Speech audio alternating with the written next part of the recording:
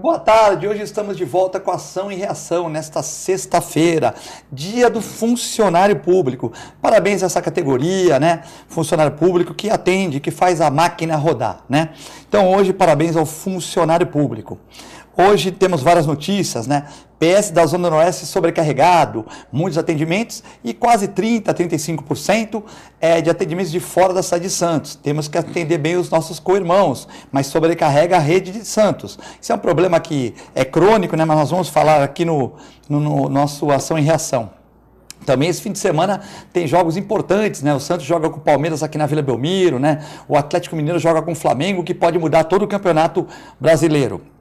Novidades do tratamento ajudam na cura do câncer, né? Então, entre outros assuntos da área de saúde, nós temos 2 médicos conceituados aqui na região. Vou apresentar primeiro, sem distinção nenhuma, o Marco Boteon, que ele vem menos aqui, então ele é mais visitante, embora seja comentarista do programa. Então, por questão de educação, o médico oncologista também participa das políticas públicas da nossa região, já foi secretário de saúde em Peruíbe, Marco Boteon. Parabéns, Marco, por ter vindo aqui. Muito obrigado por atender o chamamento da TV Com. Eu que agradeço a oportunidade, Eduardo Filete, Clemente, meu amigo, pessoal. Agradeço a oportunidade de poder sentar aqui com vocês e debater alguns assuntos. E também o comentarista, professor e diretor da Multimagem, uma clínica muito conceituada aqui na nossa região, né, que atende pacientes até de fora da região metropolitana, né, o José Carlos Clemente, que foi apresentado em segundo lugar, porque está sempre, toda semana, nos dá o prazer do seu convívio. Boa tarde, Clemente. Boa tarde, Filete. Prazer estar com o Boteon aqui, grande amigo, grande médico, grande gestor, né? Então, estamos aí, vamos fazer um bate-bola. Então, hoje é um programa que você participa, né? Como sempre, ontem tivemos o programa com o Sidney Costa e o Dr. Danilo, um programa sobre a desaposentação, um programa com muitos chamamentos, a gente fica muito contente, né? E eu fico muito triste porque saber que o outro programa que fala de políticas públicas, no nosso horário aqui, né? E o Uriel Vilas Boas fica mudando de canal, eu fico muito contente quando ele faz pergunta aqui, porque de repente ele está assistindo mais nosso programa que o nosso programa co-irmão da Santa Cecília. Eu fico com pena porque eu soube hoje que o programa Painel Regional vai parar de funcionar, né? Vai parar de funcionar nessa sexta-feira. Informações que eu tive do Sistema Santa Cecília de Comunicação, onde eu sou professor lá, né? E eu fico triste, o que aumenta a nossa responsabilidade, aumenta o peso sobre as minhas costas aqui, porque o único programa que vai discutir políticas públicas nesse horário é o nosso. Então eu espero que vocês entendam as nossas falhas com muita humildade, porque agora dobrou a nossa responsabilidade, já que todo mundo que se interessa por políticas públicas nesse horário vai estar voltada para o canal 11, né? E eu acho eu fico muito triste, né? Porque eu acho que a pluralidade, a democracia do cara poder mudar de canal, né? Muitas vezes eu mandei abraço para o pessoal do Painel Regional, eles não mandavam abraço para a gente porque eles têm uma outra linha, uma TV aberta. Mas muitas vezes eu mandei abraço para o Painel Regional, programa que eu participo muitas vezes, né? Agora não, porque eu estou comandando aqui, mas eu queria deixar um abraço para o Painel Regional, para todo mundo, que logo eles voltem, talvez com outro formato, porque eu acho que faz muito importante programas ao vivo e que as pessoas possam debater a região. Então, com muita tristeza, eu noticio o fim do Painel Regional, né, que é um programa que marcou época na região, mas infelizmente, né, tudo tem começo, meio e fim, e vamos tentar representar com essa responsabilidade que aumentou nossa, porque agora nesse horário não vai ter nenhum programa similar falando de políticas públicas da região, onde que o telespectador possa participar aqui. Deixamos aberto nosso telefone, 981-598868, né? Também, se você quiser fazer com o Muriel, que liga no intervalo com perguntas resumidas, né? Porque eu tenho que ler os WhatsApps e também ler as mensagens e também atender os telefones. Com perguntas resumidas por telefone, né? No intervalo também eu posso atender, para quem for mais tradicional e gostar de falar. E que o Clemente e o Boteon estão aqui para no segundo bloco responder todas as perguntas e vocês enviarem críticas e sugestões, tá bom? Boteon, novidades no tratamento aumentam as chances de cura do câncer, né? Na verdade, câncer é um desequilíbrio celular do organismo, né? Então, eu queria que a palavra câncer significava antigamente morte. E hoje, pela inovação da medicina, pelos exames de imagem que dão diagnóstico rápido, nós conseguimos, de uma certa maneira, curar, ou pelo menos tratar melhor esse grande problema na sociedade, né? Isso. É um conjunto de fatores, né? E, na verdade, quando dizem, surgiu mais alguma coisa, todos os dias estão surgindo drogas novas, técnicas de exames, de imagem, de laboratório novos tratamentos cirúrgicos também, com a ajuda de equipamentos, microscópio, robótica. Então, assim, a oncologia, a cirurgia, a medicina como um todo, ela está cada dia mais ganhando novos recursos aí, né? Agora, a estigma da palavra câncer é muito pesada, sempre foi muito pesada, mas porque antigamente se fazia menos diagnóstico.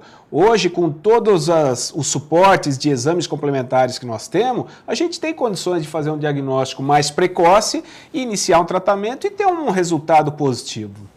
Com certeza. Você, hoje em dia, também o diagnóstico precoce é muito importante, né, Botelho? A pessoa fazer exames de sangue, a pessoa fazer exame, um ultrassom abdominal, por exemplo, uma ressonância quando precisar, aferir pressão, controle de glicose, é muito importante para a gente conseguir pegar a doença no começo, né? Isso. Porque a gente sabe que o câncer ele tem um crescimento em PG, né? E se nós não agirmos rápido, fica muito difícil para o oncologista, né? Exato. Nós temos aí, vamos dar o exemplo do câncer de mama, né? Todos os municípios possuem seus equipamentos de mamografia, estão ali à disposição da população. Então, a gente pede para os colegas que atendem a rede pública dar um pouquinho mais de atenção a essas pacientes que entram num mecanismo de exames de rotina, vamos dizer assim, uma periodicidade, para que a gente realmente faça um diagnóstico mais precoce. Clemente, essa questão do diagnóstico de imagem hoje é muito importante, né? Eu vejo que a gente comenta aqui nos bastidores, chegou lá com uma massinha na cabeça, porque teve uma tontura, foi fazer um exame, a massa na cabeça, numa região que dá para tirar, numa região que não dá para tirar. Hoje o avanço no aparelhamento de uma clínica de imagens tem adiantado na cura, tem contribuído muito com a cura do câncer também, né? Eu acho que o legado mais importante da imagem é relacionado ao diagnóstico precoce, né? Você não consegue, às vezes você fala assim, não, prevenção. Na verdade, não é efetivamente uma prevenção do câncer, porque você não está prevenindo, mas você está fazendo um diagnóstico precoce e dá chance para o oncologista, no caso o Boteon, por exemplo, que é a área específica dele. Então, isso facilita o diagnóstico. Na medida que você faz um diagnóstico precoce, o tratamento se torna muito mais eficaz, né, Botelho? Então, seja através de medicamentos, de drogas, a quimioterapia, né? Seja através de outros procedimentos. Hoje você tem a imunoterapia, você tem a genética médica, você tem a radioterapia, você tem métodos associados à própria cirurgia, né? Então, assim, o que nós temos hoje em termos de oncologia, como o Botelho chamou a atenção, a evolução é diária. Então, cabe a nós, especialmente agora, nós estamos falando do Outubro Rosa, né? Aí vem o Novembro Azul, que seria relacionado ao câncer de próstata, né? Ao homem, então, esse é o mês da mulher, câncer de mama e o câncer de próstata. Então, chamar atenção hoje para as mulheres, porque muitas pessoas também têm oportunidade de fazer o exame e não faz por medo. Isso é real. É o medo do médico de achar alguma coisa, né? Prefere esquecer o problema, né? Prefere esquecer, sim. É um medo, eu não diria que é só pela compressão da mama, porque é um pouco desconfortável, mas é um medo de obter um resultado como se aquilo fosse uma coisa absurda. E pelo contrário, é o que nós estamos falando aqui. Se você for um diagnóstico precoce, você tem chances de cura, e chances altíssimas de cura, às vezes até 100% de cura, né, Botelho? E o inverso. Né? E chamar atenção também para o homem, porque o câncer de próstata, embora o próprio nome está falando, câncer, quer dizer, é uma neoplasia maligna, ele costuma ser, na média, muito menos agressivo que um câncer de mama. Ou seja, o câncer de mama, ele costuma avançar mais rápido, ou ele costuma ser mais agressivo. E o câncer de próstata, o cara pode até esquecer um pouquinho, que ele ainda tem uma chance maior, porque na média ele costuma ser menos agressivo. Então, procurar chamar a atenção dos homens para que não fiquem com esse preconceito do toque retal e vá visitar o seu urologista. Boteon, certas escolhas podem diminuir a chance de tumor. Logicamente, você vê meninas com 20 anos aí, pessoas que têm tumor de cérebro e às vezes não fizeram talvez nada de errado, nem tempo de fazer tanta coisa errada, né? Porque o fígado é novo, suporta muita coisa, às vezes a pessoa não bebe, não fuma e tem isso. Mas tirando isso, quais são as escolhas certas? Por exemplo, assim, evitar de fumar é uma escolha, comer verduras e legumes é outra escolha. Mas o que você poderia falar para a pessoa, assim, a pessoa quer evitar? Lógico que é inevitável, mas o que a gente pode fazer para melhorar, diminuir a chance de ter um tumor? Na verdade, assim, nós temos fatores internos e externos, Tá. né? Extrínsecos e extrínsecos que podem levar um paciente a desenvolver um câncer. Como é que a gente pode explicar? Eu mesmo, na minha família, meu irmão nasceu que com 4 meses desenvolveu um tipo de câncer chamado sarcoma altamente agressivo, isso há 44 anos atrás, onde ele foi para um hospital em São Paulo, foi operado e naquela época não tinha tomografia, ressonância, ultrassom, não tinha nada disso. Era um exame clínico, um raio-x daquele jeito, da época, né? E aí era o exame viu uma massa lá e falou, vamos abrir para ver o que é. Exatamente. Era assim que funcionava. Então, você vê, uma criança de 4 meses, nunca fumou, nunca bebeu, nunca passou estresse. Mas aí é genético hereditário, aí não tem jeito, né? Exatamente. Então, o que a gente diz é o seguinte... Vamos deixar bem claro, todo mundo nasce com uma célulazinha ali e ela pode ou não se desenvolver de uma forma errada, tá? Bem prático para todo mundo entender. E essa célulazinha ela pode se desenvolver de uma forma certa ou errada. Se for a errada, vai desenvolver uma célula cancerígena, tá? E daí para frente a doença começa a se desenvolver. Mas a gente sabe que o cigarro, a bebida, as drogas que existem aí, os milhares de tipos de droga, uma vida promíscua, o sexo sem proteção, também desenvolve tipos de câncer nas genitálias, tanto masculino quanto feminino. O papiloma é uma espécie de câncer, o papiloma? Sim. Mas é benigno, né? Não, o herpes vírus, tá? Certo. Ele é maligno. Ele é maligno. O cara cauteriza, mas ele vai ficar portador assintomático. Ele fica dormindo. Ele fica dormindo, na verdade. E não existe um tratamento específico. É levantar a resistência do caboclo, né? Da pessoa, né? E muitas vezes a mulher, ela vai desenvolver alguma lesão uterina, só que é mais difícil de ser detectada. E lá na frente você vai fazer uma esterectomia, retirada do útero, dos ovários, isso e aquilo, e você vai mandar para exame e vai constatar que era por conta do papiloma. Entendi.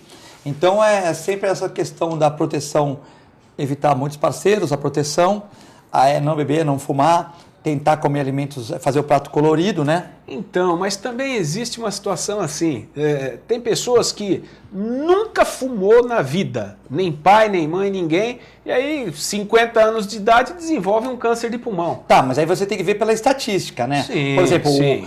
O arquiteto Niemeyer fumava, bebia, teve vários casamentos, né? Isso aí é uma coisa particularidade dele, né? Mas acredito até que era um cara culto, se protegia, então vamos tirar essa parte. Mas fumava, bebia e viveu 104 anos. Mas aí, quantas pessoas que fumam e bebem que vêm de 104 anos? É a estatística, né? Você pode passar aqui agora o canal 2 sem olhar e pode não ser atropelado, pode dar o sinal vermelho, como você pode...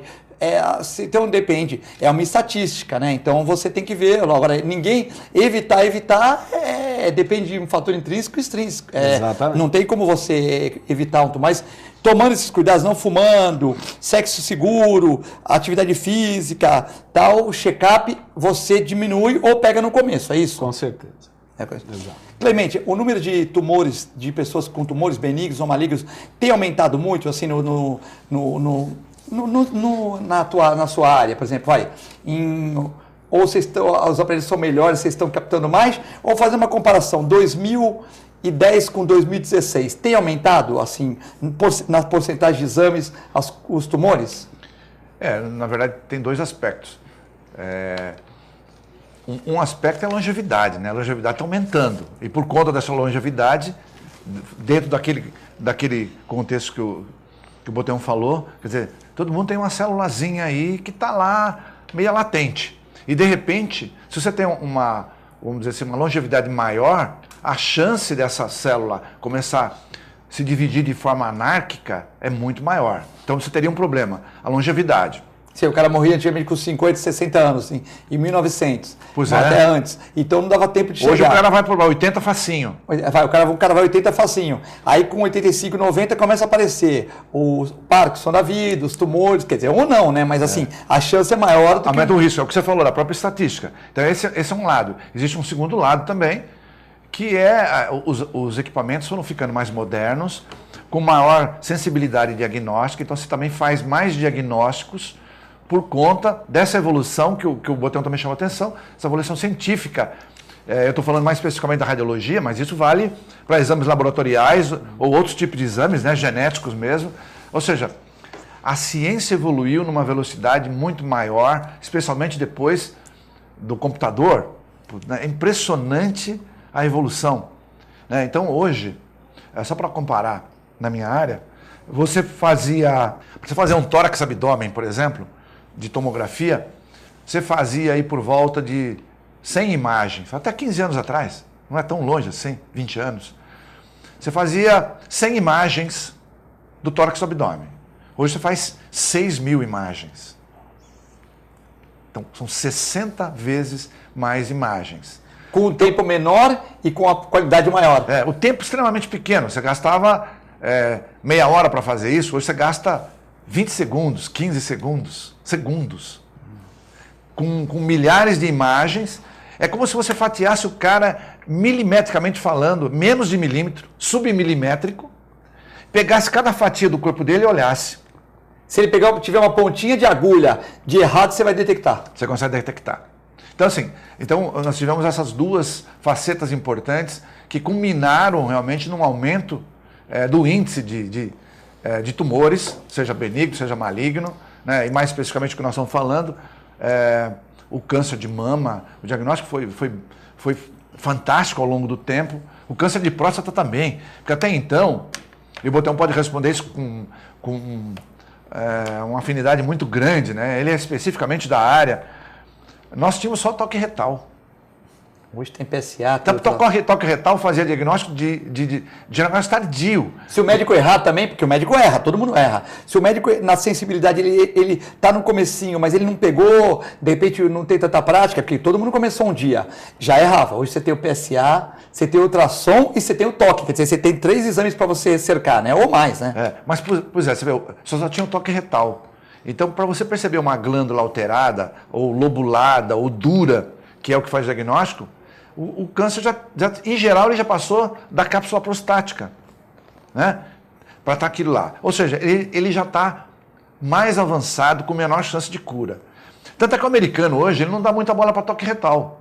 Ele não liga muito para toque retal. Ele até faz como um complemento, mas ele não dá bola. Por exemplo, o americano tem um trabalho recente que diz o seguinte, eles só conseguem fazer 30% a, no máximo, 40% dos diagnósticos de câncer pelo toque. Ou seja, 60% a 70% dos diagnósticos de câncer de próstata nos Estados Unidos são feitos por outros exames que não o toque. Ou pelo PSA, ou pela ultrassonografia transretal. E também não adianta fazer ultrassom por cima da barriga. É confortável para o homem, porém não faz diagnóstico mesmo de um tumor grande. Agora, o retal, sim. Você faz diagnóstico de tumor milimétrico. Se o cara ele não quer que faça uma manipulação retal nele, ele também não vai querer que ponha um aparelho, né? Ou, vamos supor, o cara ele quer fazer o ultrassom abdominal e quer fazer o PSA. Aí se você falar assim, olha, você vai fazer o toque. Não, o toque eu não quero. Mas eu também não, ele não vai querer o aparelhinho, então fica naquela, né? Não sei se. Ou ele deve fazer tudo, né? Não, mas é cultural. Você pega, por exemplo, tá. Eu vou citar. Tem gente que quer fazer o aparelhinho e não quer fazer o dedinho, é isso? Pode não, por exemplo, vamos citar a Alemanha, vai. Para não ficar só nos Estados Unidos, citar a Alemanha. Na Alemanha, nunca o cara vai pedir um ultrassom de próstata que não seja o transretal. Só o transretal. E aqui pede muito transretal? Você quer fazer por cima? Na verdade é bom fazer por cima também, porque você medir a próstata é mais fácil. Mas assim, como diagnóstico, então na Alemanha, nunca, se pedir ultrassom de próstata, implica que tem que ter o transretal. Que é exatamente para o diagnóstico precoce. Está aí, o Botão pode complementar isso. Faz os dois, abdominal e transretal. Faz os dois, um para ver o tamanho e outro para ver. Mas sempre tem que ter o transretal. No Brasil, o preconceito é tanto que se o urologista mandar o cara fazer o transretal, a grande maioria vai falar, não, doutor, não tem outro jeito. Ou seja, mas isso é preconceito, porém o diagnóstico preciso seria pelo transretal. Botão, essa questão, para um oncologista, vamos supor, só o PSA e o ultrassom abdominal tal, eles resolvem ou o ideal é fazer todos os exames? E quais são eles? Hoje, infelizmente, o médico ele tem que fazer também uma medicina defensiva. Infelizmente. Isso também encarece um pouco mais o sistema. Mas quando o paciente chega no nosso consultório, eu, pelo menos, peço os 3. Você pede o PSA? Faço o exame clínico, que é o toque, faço o exame clínico, peço o exame laboratorial, que no caso é o PSA, e peço também método de imagem, no caso ultrassom transretal. Isso você fecha um diagnóstico, entendeu? Porque o que acontece também, muitas vezes você faz o exame de toque e ainda não começou a manifestação anatômica da próstata, ela ainda não começou a se deformar, a endurecer. Só que no exame de laboratório, ele é tão sensível que ele já começa a acusar alguma coisinha. Então isso vai dizer para você, fique de olho, vai ter alguma alteração. E tem o caso que o PSA, o exame laboratório, dá baixo e já está começando, que o laboratório não dá corretamente e o toque já vê alguma coisinha? Infelizmente acontece isso. E eu digo também, no câncer de mama, você pega o marcador tumoral de mama, ele está normalzinho ali e você está com um nódulo lá e é maligno. Isso acontece também. Entendi. Acontece. Então, você tem todas as ferramentas à disposição, então você tem que usar. Você tem que usar. Senão amanhã depois você está na frente de um juiz e ele vai perguntar para você, por que não fez o ultrassom transretal? Lógico, aí o advogado da parte contrária leva a literatura, como o Clemente falou, mas na Europa o transretal é mais importante que não sei o quê. Aí você, então a medicina defensiva que você diz é o seguinte, você faz o toque e não acha nada, mas você tem que pedir tudo para você, de uma certa maneira, estar tranquilo com a questão da saúde do paciente, com a questão da justiça, porque mesmo se você quiser desafogar um pouco o laboratório, você não consegue, porque aquele mínimo erro que pode ocorrer é uma vida e você pode se complicar. É isso aí, né? Exatamente. Tá. E tem um negócio interessante, só um complemento aqui, por favor, Filete, que aproveitando a deixa do Boteão, a gente pega muitos casos lá de pacientes que têm PSA normal. Porque assim, ficou rotulado que normal é até 4. Então acabou. Se tiver 3,99, está tudo bem. Ou se tiver 4,01, está tudo mal. E na verdade tem as duas pontas, né? Você pode ter 10 e ser uma aplasia benigna de próstata, e pode estar com 3 e já ser uma neoplasia. E nós pegamos muito. Porque o teu basal é 1, né? O meu basal é 1. Vamos por um exemplo. O meu o PSA deu 0, 0, aí se eu fizer amanhã e der 3, o médico, olha, filhotinho, você está ótimo. Eu não estou ótimo, porque era 1. Já está acontecendo alguma coisa no meu organismo que está levando a ficar 3. Mas de repente para um senhor de 90 anos, 3 está bom. Mas para mim que tinha 0 alguma coisa, e para 3 está uma coisa, né? Então é interpretativo. Por isso que, como o Boteão falou, tem que fazer todos os exames para a gente poder ter uma avaliação correta, né? Exatamente. Às vezes você pega lá, você estava com 0,5 de PSA. Daí, no ano seguinte, estava 1,5. Opa, 1 de diferença, é muito provável que tenha alguma coisa errada aí e pode ser uma neoplasia. Né? Então, você teria que fazer uma pesquisa, não é porque está com 2,5 que está tudo bem, é 4. Não. A velocidade de crescimento ela é muito importante na avaliação, né, Boteão? Um outro dado importante, mas aí teria que ser PSA acima de 2,5, é a relação entre o PSA livre e o PSA total. É outra relação muito importante. Né? Então, quando dá acima de 0,25, por exemplo, você praticamente sela o diagnóstico de hiperplasia benigna.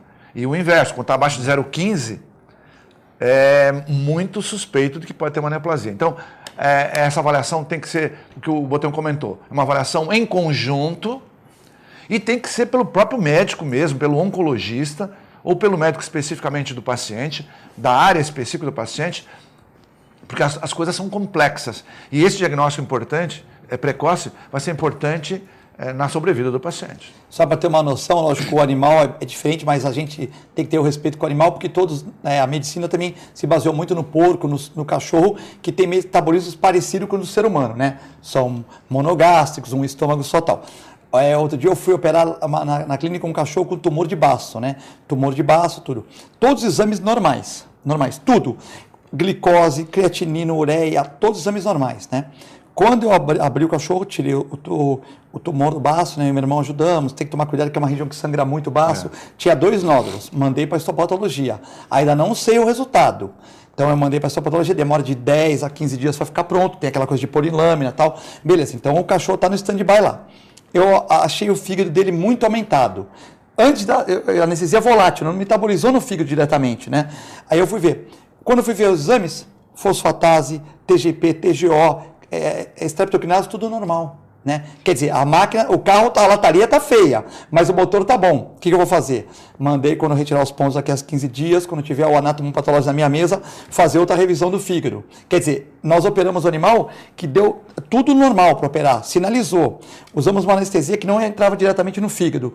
Foi a sorte, o fígado estava aumentado, com uma cor esquisita e tal. Quer dizer, me causou estranheza. Foi feito ultrassom, a ultrassonografista não deu nenhum diagnóstico de fígado, né? Mas acusou o nódulo baço, acertou. Agora, não sei se nessa semana, nesses 15 dias que marcou a cirurgia, teve alguma alteração no fígado. Ou se o fígado aumentado é normal para aquele cachorro, se ele já nasceu com isso. Mas o fígado está aumentado, você vê. Exames normais, ultrassom passou, quando chegou na cirurgia mudou a coisa, né? E o animal sobreviveu. Mas eu estou preocupado com o resultado da histopatologia e estou preocupado com esse fígado, que acusou normal. E o ultrassom também 15 dias antes deu normal. Tanto que foi bom o ultrassom que pegou duas massas no baço. Só que agora, o que acontece? O que tem esse fígado? É normal? Ele é maior mesmo nesse cachorro? Ou não? Entendeu? É uma coisa que a medicina...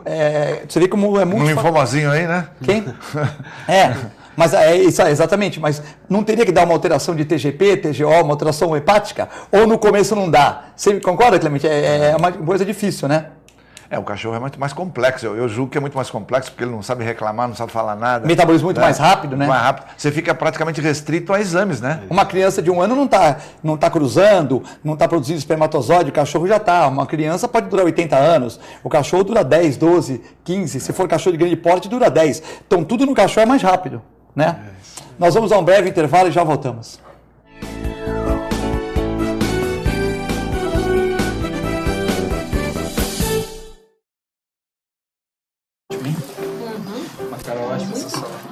Luísa. Wagner! Nossa, quanto tempo! Esse é o Fábio, meu marido. Tudo bem?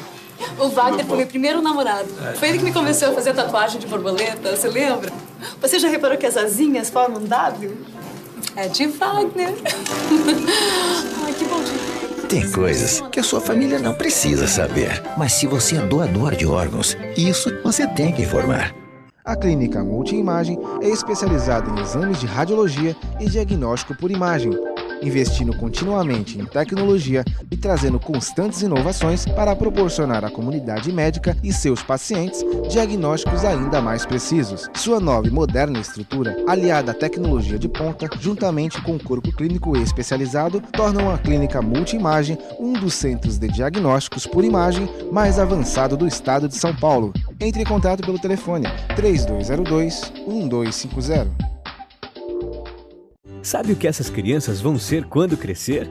Serão adultos que poderão escolher suas carreiras e decidir pelo próprio futuro. Pois hoje, as empresas que participam do programa Empresa Amiga da Criança investem no presente para mudar o futuro de muitas crianças e adolescentes. Crianças que brincam e estudam crescem mais sadias, desenvolvem-se melhor e tornam-se adultos que farão a diferença amanhã. Junte-se à Fundação Abrinq e seja uma empresa amiga da criança.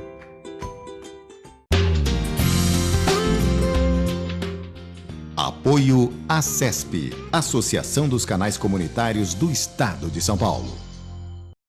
Com o objetivo de atender cada vez melhor, o Plano de Saúde Santa Casa oferece a você e a sua família uma ampla rede de atendimento em Santos, São Vicente, Praia Grande, Cubatão e Guarujá. Além de contar com a melhor equipe médica e multiprofissional do litoral paulista. Plano de Saúde Santa Casa de Santos. O melhor atendimento em plano de saúde. 3226-6200.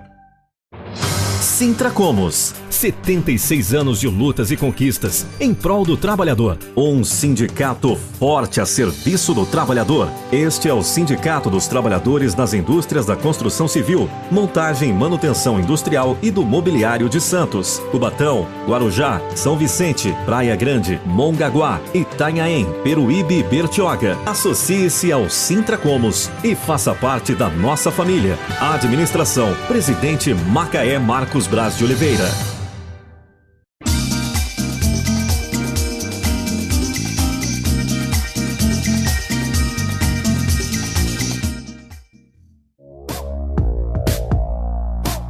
Sindicato dos Trabalhadores Municipais de Praia Grande, há mais de 20 anos levando aos seus associados planos de saúde e convênios, assistência odontológica e jurídica, curso de capacitação e outros benefícios, dando aos servidores melhores condições de trabalho e qualidade de vida.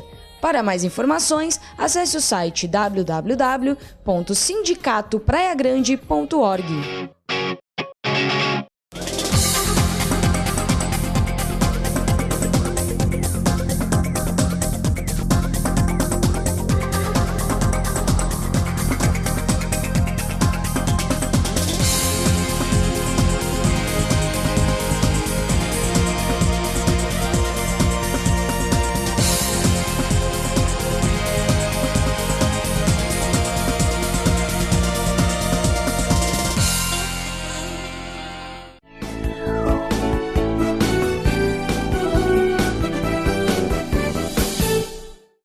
Estamos de volta no segundo bloco do Ação e Reação.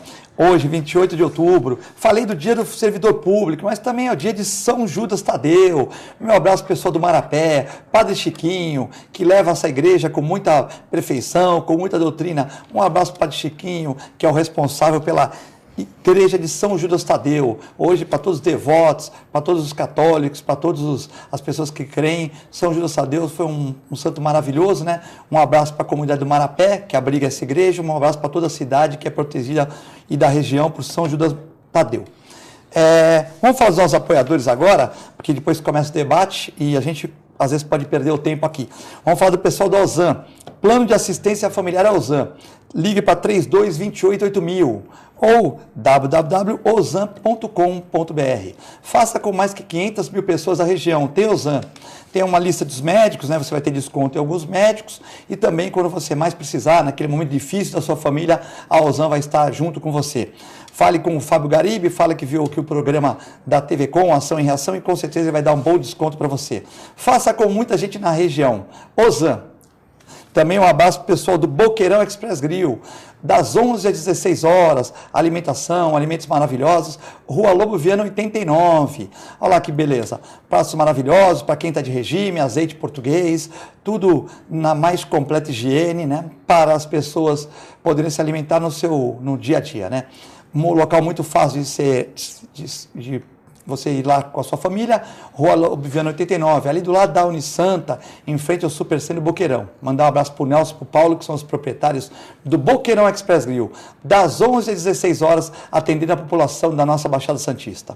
É bom o Boqueirão lá, Clemente? Muito bom, muito bom. Eu vou todo sábado lá. Ah, todo sábado lá? Todo sábado. Entendeu? Vai lá. Você já foi lá, Boqueirão? Não conhecia. Então pode passar muito bom para você ver que uma comida é muito boa lá. Bom, nós temos aqui uma notícia que Santos tem sobrecarga na sua rede de saúde, né? Então, a rede municipal de Santos está sobrecarregada, né?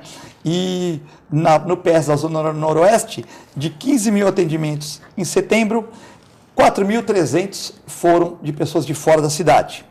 E na UPA, aqui perto da TV Com, de 21 mil atendimentos quase, 7.500 foram de pessoas fora da região, fazendo um cálculo de 30% a 35%.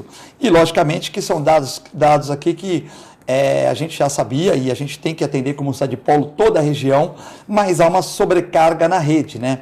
Então, parece assim, por mais que Santos melhore, nunca vai estar razoável, nunca vai estar bom, né? Vai ficar sempre razoável, com espera e tal. E eu queria conversar primeiro com o Boteão, que já foi secretário de Saúde de Peruíbe, né? Lembrando que muitas cidades mais pobres aqui do Vale do Paraíba e da região, né, compram ambulâncias. Então fazem churrasco e compram 2, 3 ambulâncias para levar as pessoas para outros destinos. Outras cidades que estão com problema financeiro, né, também o sistema não funciona. Então a Márcia Rosa, quando era prefeita, estava reclamando que no hospital, ela modelo, né, que também não está tão bom nas pernas assim, atendia muita gente da área continental de São Vicente, né? E se você entrar numa UPA num sábado, no domingo, você vê que tem muitas placas de carros de fora de Santos, que tem que ser atendido em algum lugar, evidentemente, aqui ninguém está contra, tem mais é que vir para um lugar que tem atendimento, mas nós estamos falando da sobrecarga e não da pessoa. A pessoa tem que ser atendida em algum lugar, e hoje com o empobrecimento da população, com essa crise de desemprego, muitas pessoas que tinham plano de saúde deixaram de ter. Muitas pessoas que punham o filho em colégio particular deixaram de colocar, aumentando o número de pessoas no poder público, seja em hospitais, seja nos colégios e nas creches. Como resolver, Boteon? A gente tem que ser bem honesto para com todos os municípios. Então, o que acontece? Até há 2 anos atrás, o município de Santos era muito privilegiado. 52% da população tinha saúde suplementar, tinha plano de saúde. Hoje caiu para 48%, 49%, se eu não me engano. Tá? Agora, a questão de que muita gente dos outros municípios são atendidos aqui, isso é verdadeiro, com certeza, porque tem muita gente de fora que trabalha em Santos. Como pessoas de Santos são atendidos no Guarujá, São Vicente, Praia Grande, Cubatão. Então existe isso. É lógico que a maioria é atendida aqui na cidade de Santos. Tá? O que a gente vê também é o seguinte, alguns municípios, como São Vicente e Cubatão, eles deixaram a saúde pública muito aquém do que merece a população desses municípios. Eu acredito que isso tenha sido problema financeiro, acredito que tenha sido também um problema de gestão, porque todo mundo tem um pouquinho de dinheiro. Se você souber manipular, manejar esse dinheiro para cá e para lá, você consegue fazer pelo menos o atendimento básico. Tá? Agora, uma coisa que você colocou, Eduardo, na questão dos municípios pegarem as suas ambulâncias e trazerem para Santos, Santos, por ser sede de região, ela é uma cidade onde todo o atendimento da alta complexidade é referenciado aqui. Então, todos os municípios têm que trazer para cá, sim. Agora, os municípios também têm que fazer sua lição de casa. E qual é? Todos os pacientes que necessitam do atendimento de baixa e média complexidade, isso, para quem não entende, não conhece, é aqueles casos de dengue, pneumonia, uma apendicite, uma hérniazinha e tal. Isso tem que ser resolvido, esses problemas, nos seus municípios. E deixar para Santos o que compete que seja a alta complexidade. Ou seja, um paciente que infartou precisa fazer um cateterismo, vem para cá. Um paciente que sofreu um acidente grave com múltiplas fraturas, crânio, isso e aquilo, vem para cá. Então, isso sim é alta complexidade e tem que vir para cá porque o município de Santos está preparado. Mas os outros municípios têm que fazer a sua lição de casa, que é o atendimento da baixa e média complexidade, sem sombra de dúvida.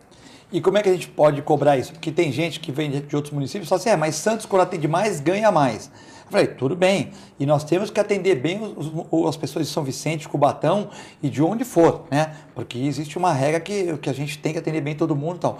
Mas existe, porque quando a gente fala isso para muitas pessoas, mas também se Santos atender 200, ele ganha sobre 200, tudo bem. Mas se você falar assim, Filete, você quer 200 pacientes na sua clínica por dia? Eu vou falar assim, olha, eu não quero, porque eu não tenho condições de atender. Mas se você falar assim, você quer 200 daqui a um mês? Aí eu vou me preparar para atender. Né? Eu vou alugar a casa do vizinho lá, aí eu vou me virar, porque eu não vou querer, se o cliente falar, olha, Filete, eu sou prefeito da cidade e você vai fazer uma PPP com a sua clínica e todo mundo de Santos que não puder sábado e domingo atender, eu quero você atendendo. Eu falei, tudo bem, Clemente, então você me dá um tempo para eu me preparar, eu vou alugar uma casa em frente à minha clínica, vou reformar, vou me virar e vou conseguir trabalhar. Agora, não adianta também você atender 200 se a sua capacidade é 150, porque aí acaba dando estresse, acaba dando aquela confusão toda, todo mundo fica estressado porque demora e tal.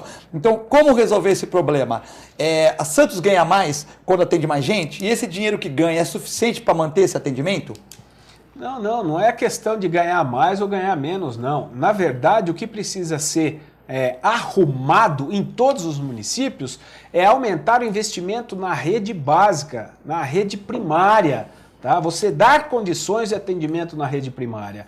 Eu tenho falado, foi uma das minhas propostas nas campanhas anteriores aí, de a gente fazer as policlínicas com livre demanda. Se me permite, eu gostaria de explicar o que é isso, porque os gestores dos municípios, eles se preocupam muito em ficar colocando médicos nos prontos-socorros. Com isso, você leva toda a população que não precisaria para os prontos-socorros. Nós temos que inverter isso aí, até mesmo para a saúde pública ficar mais barato. Então, o que você tem que fazer? Gestores, presta um pouquinho de atenção nisso. E eu falo com propriedade, Filete e Clemente, porque além de ter sido secretário municipal de saúde numa cidade de grande porte, mais de 100 mil habitantes, e numa cidade de pequeno porte como Peruíbe... Você foi em Peruíbe aonde? Birigui. Birigui interior tem mais do estado de São Paulo, está com 100 130 mil habitantes. Isso, e aqui Peruíbe que tem uns 65 mil, é isso, né? Isso. Tá. Então, eu fui secretário municipal de saúde e fui diretor regional aqui da Baixada Santista. Então, eu conheço muito bem o lado do estado e o lado do município. Então, N estudos nós fizemos e nós chegamos à seguinte conclusão. Se nós pegarmos uma policlínica, seja o bairro que for, tá? Eu não estou falando em questão de número de atendimento, estou falando no projeto, tá? Então, se nós pegarmos uma policlínica, onde tem o programa de saúde da família, onde tem o médico que fica ali atendendo 16 consultinhas por dia, tal, atende e vai embora. Se nós colocarmos um médico para atender livre demanda 6 horas de manhã, 6 horas à tarde, durante todo o período que a policlínica estiver aberta, esse médico vai atender toda a população daquele bairro. Então, acordei hoje, estou com dor de garganta, não vou para a UPA, não vou para pronto-socorro, vou para a policlínica porque lá tem um médico para atender livre demanda. Acordei com um quadro de diarreia, vou para a policlínica. Hoje acontece o inverso. Esses munícipes, eles acordam desse jeito, eles vão para o pronto-socorro por quê? Porque eles sabem que lá vai ter médico 24 horas para atendê-lo. Ou seja, o que ele precisar, a hora que ele chegar lá, ele vai ser atendido. E a gente tem que inverter isso aí. Deixar os prontos-socorros, as UPAs, para atendimento de urgência e emergência. Politrauma, infartado, esfaqueado, tal. É isso aí que a gente tem que fazer. Mas precisa. Aí, em vez de você ficar colocando mais um médico, mais 2 médicos, 3 médicos na UPA, você coloca um médico para atender na rede básica.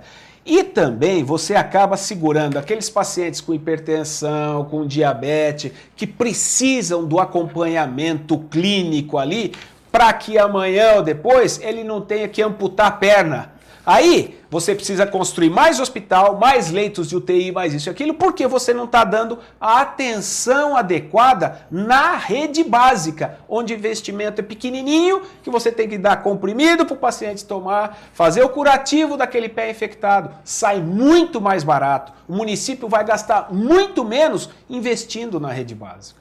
Antes de passar para o Clemente, o que você quis dizer mais ou menos é assim, tem que ter uma simpatia daquele bairro com aquele posto de saúde, para que a pessoa que tem um pequeno problema que vai se agravar, confie naquele local e não sobrecarregue o hospital, porque ela vai ter um controle de pressão, da glicemia e não vai chegar com 400 de glicose no hospital. Ela vai ter manter ali. Então você evita que sobrecarregue os hospitais. Mas isso tinha que ser metropolitano, né, Clemente? Não adianta só uma cidade fazer isso, as outras não fazem e acaba, você faz. Aí os outros não fazem a lição de casa, acaba dando o mesmo problema no hospital, né? Olha, eu concordo plenamente com o Boteon. Aliás, eu acho que isso é gestão, na verdade, né, Boteon? Eu concordo, porque olha, eu tenho até um exemplo clássico que eu vivi há pouco tempo aí, o mês passado aconteceu isso aí. Eu subi lá no morro, me convidaram para subir, vamos subir lá no morro e tal. Vamos lá, Padre Isaac, para ser mais preciso. Gente boa. Gente boa, fazendo um trabalho brilhante lá nos morros, né? Um trabalho social, não falo só não é de religião, não tem nada a ver com religião. Foi um trabalho social. E ele falou, você está com um tempinho aí? Eu falei, tô, vamos lá, vamos subir o morro. Subir comigo, tá? Subimos. E aí, me apresentar, primeiro mostrou as igrejas, as comunidades que ele está participando, que não é só a igreja, envolve centros comunitários, ou seja, a igreja fazendo até um trabalho social que seria até do setor público, mas está lá fazendo, e ele sente prazer em fazer isso. Aí eu subo lá num morro e tem uma policlínica lindíssima lá em cima, muito bonita, vidro espelhado, tá todo bonitinho, a visão da cidade inteira linda, maravilhosa. Eu olhei ali, estou curtindo. Eu falei, nossa, que policlínica linda. Uma pessoa que está do meu lado falou assim, não adianta nada. Aí eu quis saber a necessidade. Não adianta nada? Por que não adianta nada? Ele falou, é muito bonita, mas não tem médico. Ela não funciona. Ou seja, se acontecer algum probleminha depois das 5 horas da tarde, o que é que eu vou fazer? O que adiantou esse prédio bonito? Ou seja, eu estou falando... Não criou uma observador do meu lado, naquele momento. Né? Eu nem perguntei para o resto da população, mas certamente ele era um interlocutor daquela região. Ou seja, se tivesse um médico full time, às 24 horas do dia, ninguém desceria para cá, não. Se o médico estivesse fazendo o papel do doutor Isaac lá, do padre Isaac, na comunidade, ele estivesse fazendo esse papel, não é culpa do médico, não tem médico, não teria esse problema, e esse pessoal da comunidade não desceria tanto para a UPA. Ou seja... Ele não vem, imagina, o lugar já é bonito. Você tem um suporte básico, como o Botelho chamou atenção. Você tem, vamos dizer, estou falando do médico, mas isso vale a extensão Não, você teria que ter a enfermagem, tudo, pessoas habilitadas ali, e tudo, para visitar até as pessoas que necessitam, ensinar como é que toma a medicação, às vezes até fazer o curativo, como você falou, né? Assim, que é o básico. O custo seria extremamente menor. Ou seja, não adianta a gente construir um monte de coisas em lugares distintos, mas você não tem um suporte básico para dar sustentação àquilo que você criou. Ou seja, você cria um elefante branco, você gasta muito para erguer aquilo e depois o cara continua descendo da mesma forma e superlotando a UPA aí, por exemplo. Ou seja, não, eu contratei 10 médicos, não, eu vou contratar mais 10, 20, 30 e 50, que resolveria com um para cada região. Então, isso é real e é gestão. Bom, temos várias perguntas aqui. A Nívia Cavalcante está parabenizando o Boteon, está parabenizando o Clemente, fala que são 2 queridos aqui, parabeniza. O meu amigo Adalberto do Jornal Tema, parabeniza o Boteon e o Clemente, bom programa. O meu PSA, tudo bem, vamos ler aqui, né? Vamos ler aqui. O meu PSA, eu tenho 65 anos, eu sei, e o meu PSA está 1,6, 1,6. Aí eu estou vendo aqui que até 60, 70 anos é até 4,11, né? Eu vou passar para eles, mas eu vou responder. Tem que fazer os outros exames. Só o PSA pode complicar, mas eu vou passar para o Boteon. Como é que está o PSA dele? Tem 65 anos, 1,65. E normal é até 4,1, Boteon, na idade dele. Não, tá ótimo o PSA, com certeza, tá ótimo. E agora sim... Mas ele deve fazer outros exames, né? Sim. O médico que está te assistindo, está acompanhando a sua evolução, seus exames de rotina e tal, ele tem lá marcadinho, olha, o ano passado o seu PSA estava 1,4, hoje está 1,6. Então, ele vai saber o momento certo de solicitar os exames pertinentes ao que está sendo investigado. Então, assim, em resumo, para a sua idade, o PSA de 1,65 está excelente, está ótimo. Mas tem que ser feito todos os exames para a gente fechar diagnóstico. Paulinho Bonavides tá assistindo o programa. Estou assistindo o programa hoje, que é dia do servidor, feriado. Parabéns aos doutores da mesa. Gostei da proposta do ex-secretário de Saúde de Peruíbe sobre as policlínicas. É o filho do Sérgio Bonavides, que foi vereador aqui em Santos e tal. Estou assistindo o programa. Parabéns pelo programa, pelos temas que estão sendo abordados, né? O Vanir Mateu manda um abraço e pergunta para o Clemente. Realmente as pessoas estão vivendo mais hoje, Clemente? Com certeza. Muito mais. A gente pega aí no dia a dia, e ao longo do tempo foi assim, né? Pessoas com idade cada vez maior e, felizmente, e com melhores condições, na média. Né? O Paulo de São Vicente pergunta, o Filete está certo? Se só Santos fizer a lição de casa, outros municípios não fizerem, melhora? É aquela questão do por exemplo, Santos, vamos supor que o prefeito fala, agora eu vou pôr as policlínicas para funcionar, tal, essa ideia que você deu. Se os outros municípios, São Vicente, que você citou, Guarujá, Cubatão, não fizerem a lição de casa, continua tudo do mesmo jeito ou não? Com certeza. Essa ideia que nós demos aqui, ela serve para todos os municípios, você entendeu? Agora, é uma coisa muito comum. Se eu sou seu vizinho, que eu não tenho nem muro, nada, na sua casa tem ar-condicionado, comida boa, isso, aquilo, eu vou para o seu canto.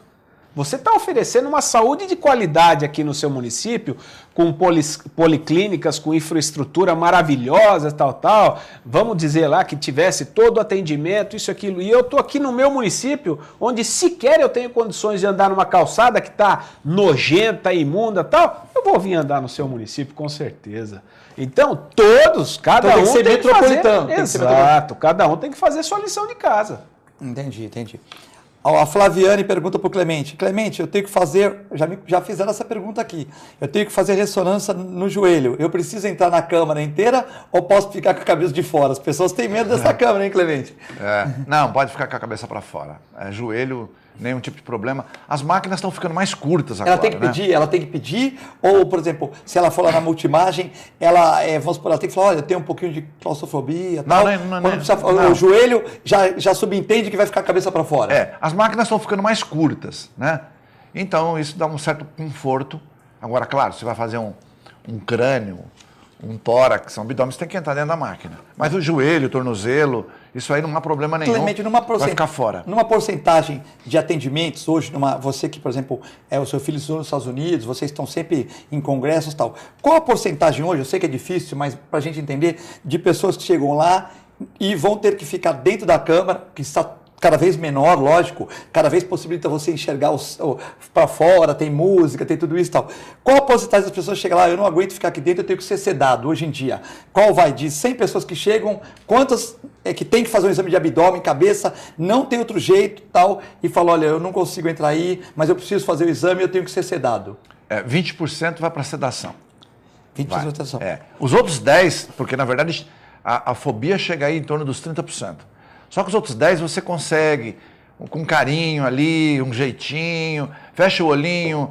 Se você pedir uma máscara escura, a gente não obriga o paciente a usar, mas isso facilita. Tem paciente que, não, a senhora fecha o olhinho e tal. Mas eu não consigo. Então, você quer uma máscara? A gente põe uma máscara preta. Isso ajuda muito, porque você não sabe, você não está vendo. Tem pessoas porque o giro do Gentry está muito próximo da face da pessoa. Então, ela vai acabar tendo fobia. Então, com o olho fechado, você consegue. Então, esses 10% você consegue, de alguma forma, minimizar, ou fechando o olho, ou botando uma bandagem nos olhos. E não pode ficar ninguém na sala, por exemplo, assim, ninguém na sala, assim, conversando com a paciente, olha, o exame está indo, assim, não tem como ficar alguém na sala ali, ou pode também? Não, pode ficar. Um parente, por exemplo, assim? Pode, mas se ela está dentro do túnel, ele não vai conseguir ter comunicação. A pessoa falando, a pessoa não escuta, assim? Não, só para... Não, mas dá, a gente já fez isso e faz, sobretudo quando é criança, por exemplo. Depende de uma mãe falando para o filho, não está acontecendo nada, você está quietinho. Uma criança aí, 8, 10 anos, que a mãe não quer que faça sedação. Tá. Então a gente deixa a mãe ficar ali sem problema nenhum. E a mãe ficar conversando, filho, tal. A gente deixa assim. Mas, como regra, acaba indo para sedação. E é importante, não é anestesia, que as pessoas têm medo. Não, vai anestesiar. Não é uma cirurgia, portanto, é uma sedação, é algo leve. E terminou o exame, a gente fala, a senhora tal, já dá a mãozinha, levanta e ela sai andando normal. Claro que um pouco mais sonolenta, mas não é anestesia. Tá certo. Hoje em dia o médico tem que ser também um pouco psicólogo, um pouco amigo. Eu sempre, quando o cara entra na clínica lá, eu falo assim, cliente não tá para te dar pulso aqui não. O teu problema tu resolve comigo, vai na psicóloga, resolve com alguém, né? Com a tua namorada. O cliente aqui, ele tá para nós darmos pulso para ele. Não adianta você ficar falando, porque você chega aqui, tá com o pai no hospital, tá com tudo, você chegou lá, respirou, a vida é bela, vamos para cima, tal. Não tem que ficar passando problema para cliente, nós temos que resolver o problema do cliente, né? Exatamente. O cliente sempre tem razão. Sempre tem razão. sorrisão, né? Entendeu? Hoje tinha uma cliente para tomar soro lá, um gatinho, eu pus 2 estagiárias, eu falei, olha, eu tô meio corrido, eu pus 2 estagiárias, passei os exames para ela, tudo gato é renal. Eu falei, ó, fiquem conversando com ela e de 10 minutos vocês vão me chamar lá para que eu vá dar atenção para ela. 10 minutos eu ia lá, eu escutava, tá tudo bem, tal, contar uma piadinha, voltar para minha sala. E hoje em dia, porque a pessoa quer atenção, né? Se você larga a pessoa às vezes 1 hora no soro, você fez a mesma coisa, mas a pessoa não teve aquela atenção, né? Então você tem que entender desses sistemas, né? Porque hoje a pessoa quer atenção, o médico tem que ser humano, tem que humanizar, conversar com o paciente, né? Muita atenção, né? Clemente, foi um prazer você ter aqui no nosso programa, dar um abraço para o Vanir Mateu, que está vendo o programa aqui, para toda a família Bonavides também, e para as pessoas pela audiência, né? Sempre é bom quando vem médicos, advogados do programa, que o programa fica de alto nível e as pessoas gostam dessas perguntas médicas, das perguntas do direito, que são do nosso dia a dia, né? Clemente, um abraço pessoal da Multimagem. Agradecer ao Filete, agradecer ao Boteão por essa companhia. Esse programa foi muito bom, realmente. Agradecer você, telespectador, pela sua audiência, a toda a equipe. Fiquem com Deus. Até o próximo programa. Boteão, parabéns pelas explicações aqui, que você volte mais no programa. Eu sei que sua agenda é cheia, mas quando você puder, dê uma ligada pra gente aqui, marque um horário para você vir aqui, que sempre é bom as suas explicações. Nossa, foi um programa maravilhoso, muito gostoso, uma energia boa aqui. Obrigado, Filete, pela oportunidade. Clemente, mais uma vez, muito bom. Um abração para nós todos. Terminamos assim o programa, um ótimo fim de semana para vocês, com muita saúde, muita paz. Dê um abraço naquela sua mãe, no seu pai, se eles estiverem vivos, na sua família, tá? Boa tarde a todos, boa noite na reprise, boa madrugada. Fiquem com Deus e até.